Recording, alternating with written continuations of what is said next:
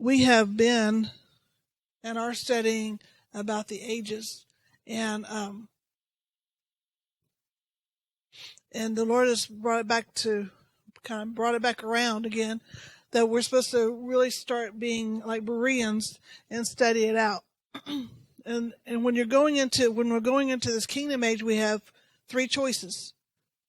We can stay in the church age and finish strong, which is nothing wrong with it. You can stay there, or we can be a transition bridge to help move from the church age to the kingdom age, or we can go full into the kingdom age, right? Okay. And as far as Spirit of Life goes, we're both called to be a transitional bridge to help others and to study it out and to seek what we're supposed to be doing.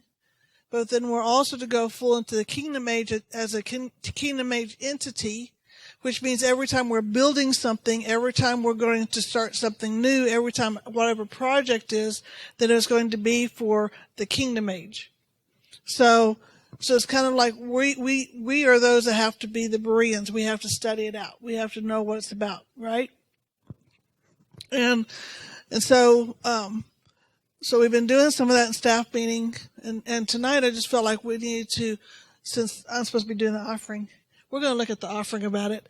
But as a quick review again, the age is an astrological term, a measurement. So that's really when Jesus said, in this age and in the age to come, he was actually talking about a measurement of time. Okay, so we have the patriarchs at the first, and we have the age of the law, we have the church, we're now going into the kingdom. And I'm not going to go into all that stuff because we've done it before and we'll do it again, I'm sure, over and over again. Okay, but we are now in this age of Aquarius. We're in this time of Leo. We're in this time of the perfect man. We're in this time of the kingdom. So some things we know are going to drastically change, and some things won't change probably at all. But we won't know this transition. Usually these transitions will take, it could take 100 years. It could take hundreds of years. But if we look at even the church age, from the time that Jesus, we'll just say that Jesus ascended, there was a whole bunch of transition time where the apostles still went to the temple. They still presented their sacrifices. They still did all the things a Jew would do. And it took several 100 years before it became what we look at it today. Okay, so there's a change in there. So everything's not going to happen tomorrow. We just have to look at the patterns. So all we can do is we look at the patterns of the past, we look at the scriptures, and we look at the prophecies. And that's our responsibility. Right? We're on the same page, right? Okay, so we know that what we call church was a drastic change. In the first age, they had the altar, and every man came before his altar. The second in the law, you have the tabernacle and the temple, and it was more structured, and people came to the temple. Then you have the church or the synagogue. People came there. Now we're in the kingdom age. We're coming into our own as a temple. So how does that look? We don't know, but we're not walking out. We know certain things, but that's what we have to study out. Okay, so the church thing was drastic. Look at music. Music is interesting because music originated in heaven. And when you look at Revelation, music is still in heaven. But music through the ages is coming into a process of being redeemed. Because Lucifer was made of instruments. He was music. And he was a cherub that covered the mercy seat, which actually he covered God. So music covered God. But then the fallen angels brought music to earth. They're the ones that started teaching about the instruments and stuff. So the first century, or during the patriarchs, you don't hear too much about people singing around the altar. They sing for celebrations or whatever, or secular items. In the temple, you hear about trumpets, but you don't really hear a lot of singing until the tent of David, which we know the tent of David was before its time. So now we go into the church age, and in the church age in the temple, that's when, in the tent of David, that's when you have the Psalms. So the Psalms started. And then in the church age, we have Psalms, hymns, and now we got courses. The courses that go over and over. Anyway, we won't go there. Okay. So we can see the progression of music being redeemed until now. What's in the kingdom age? We're going to have the full redemption of music into spiritual songs. And what is that going to look like? We don't know all the way, but we know that it's progression. So you can see the pattern. Does that make sense? So we can look at the pattern of what's happened in the 4 ages. You know, in math, I always hated it when we had to look at patterns and figure out what the pattern was. But they always said, if you have 3, you can find a pattern. And now we're going into the 4th age, so we have a pattern to look at. And we have the scriptures. The scriptures will never change. Doesn't matter. This, the Bible will never pass away. So we can look at this. Well, so we see that music is a progression. So let's go back to offerings, since that's what I'm supposed to be doing. Offerings. If you look at offerings have pretty much stayed the same. You have Cain and Abel bringing the first fruit, or the 10th of their first fruit. Their tithe, their offerings to the Lord. You have in the first, every man brought as he saw fit to his own altar. Job said in Job 1 in verse 5, it says, "So it was when the days of feasting had run their course that Job would send and sanctify them, his kids, and he would rise early in the morning and offer burnt offerings according to the number of them all. For Job said, it may be that my sons have sinned and cursed God in their heart." Thus Job did regularly. So, Job did offerings for sin. So the offerings, and then you can see a lot in Genesis where there's a lot of offerings for covenant.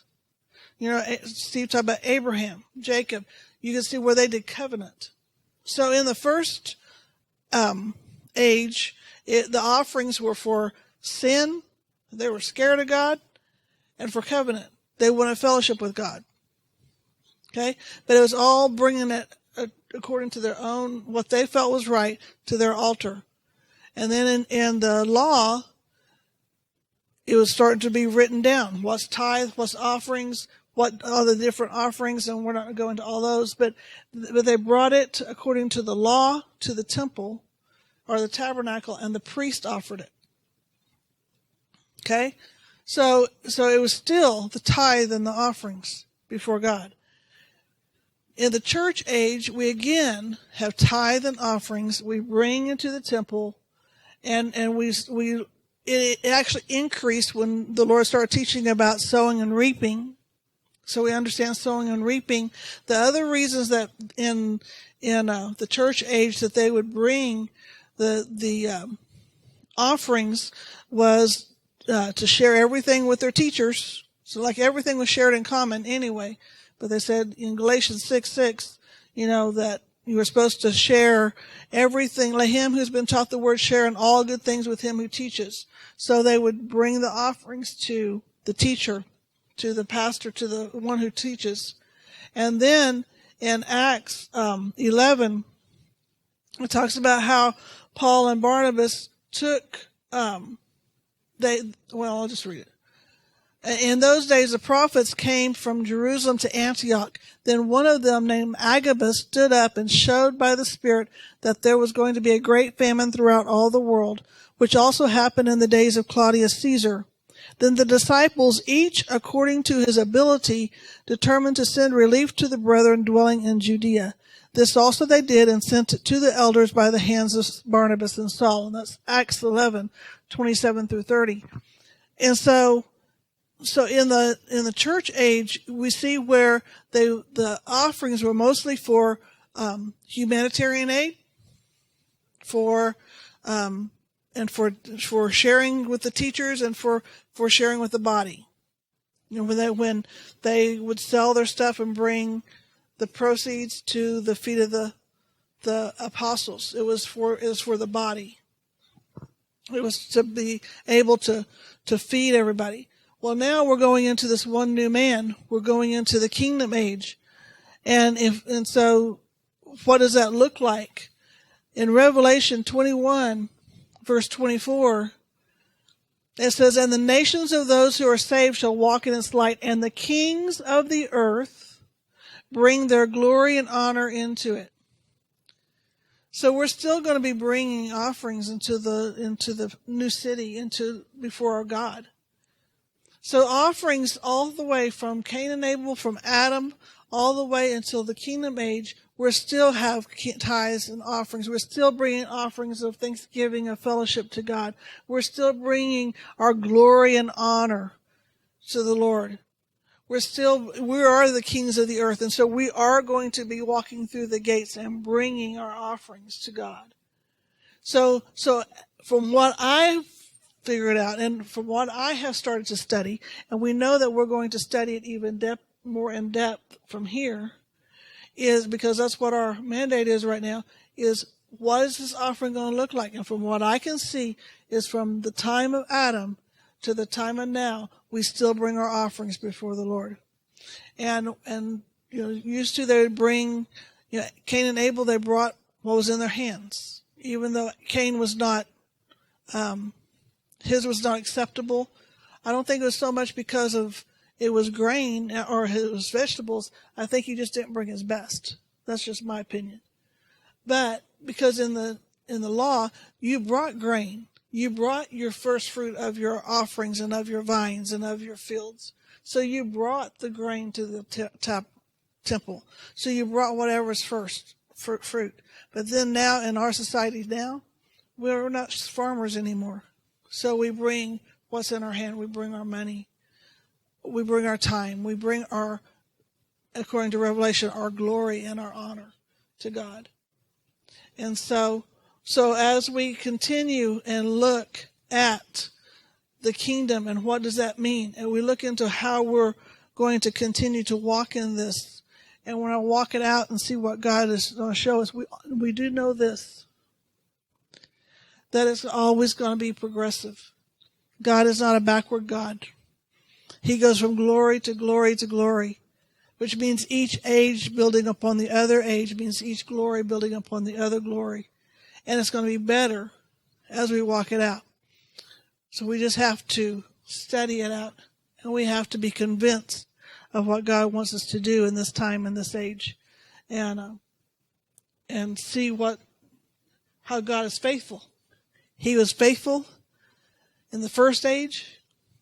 He's faithful in the kingdom age. He's been faithful in the church age. He's faithful in the kingdom age. God will not change. And so we just give him all the glory. And as the Lord leads, we will bring our offering now, because some things never change.